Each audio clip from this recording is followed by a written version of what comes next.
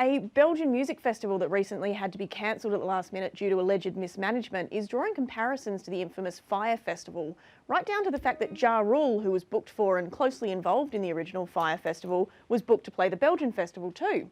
At this point, I think it's safe to say that if you want any event cancelled, you can just book Ja Rule for it. In fact, here's an idea. Let's book Ja Rule to play for the Sudanese military dictatorship and see if we can't get that whole situation cleared up for good.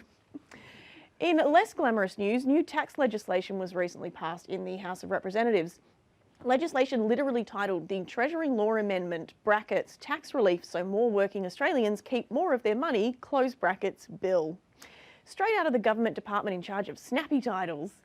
Government's onto a great idea here though, I think. Bureaucratic language can be confusing, so why not just put what you really mean in brackets at the end of a statement so everyone understands? For instance, the Religious Freedoms Act could be renamed Conservatives Have Sour Grapes About Australia Voting Yes in the Plebiscite. Or the Yes, We're Going to Change the Marriage Act without a plebiscite this time because we're feckless, hypocritical dickheads Act. The Timor Sea Maritime Boundaries Treaty could be called We're Probably Doing This to Fuck Up Witness K But We'll Never Tell Act. And the Liberal Party could change their party slogan to Securing Your Future, brackets, because it's become increasingly clear that none of you are going to stop us, close brackets.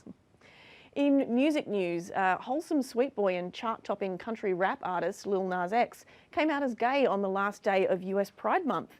And to support him, all of Twitter has come out and made pretty much the exact same joke about riding dick. Lil Nas X even had to make a statement clarifying that the song Old Town Road is literally just about horses. And good on him. Sometimes songs are just about horses. Not every piece of music needs to be about sex. The theme song from the Silver Brumby, however, is 100% about fisting. In transport news, the Victorian government has revealed a plan to use data gathered from phones and apps to better plan the state's transport system. Critics are worried about the security implications, but I for one welcome this new plan. It might finally reveal the extremely high demand for an express train service from my apartment to the nearest bottle shop. Of course, given that the data came from the average mobile phone customer, we might just end up with a bus route that spells out "fuck Telstra" in cursive font. Outgoing fascist Senator Fraser Anning has written a personal letter to the Queen, pleading with her not to rescind the Order of Australia from his friend Adrian Chioc. Remember that guy? Coincidentally, that was also the exact plot of the classic 1990 children's novel by Morris Gleitzman, 2 Weeks with the Robot Sex Enthusiast. I studied that one in Year 6. Now, in news that would be extremely hard to explain to someone who'd time-travelled here from 2003, current reality TV star Kim Kardashian recently held a press conference at the White House alongside former reality TV star, the President of the United States, to announce an initiative to provide free rideshare travel to recently released American prisoners, an initiative that later turned out to be a paid brand partnership with rideshare company Lyft. I guess the White House is doing IRL-sponsored posts now. Guys, I don't want to alarm anyone, but I think capitalism might be bad. Also, the free rides for ex-prisoners scheme sounds like a useful social enterprise until you learn that if any of them drop below a 4.3 star rating on the app, they have to go directly back to jail. Trump's America, eh? In other Kim Kardashian news, she recently released a line of shapewear that she named kimono and then tried to trademark the word kimono. Worried that this meant they were becoming too mainstream, Japan quickly clawed back its underground hipster status by resuming commercial whaling for the first time in over 30 years. Now that's truly edgy.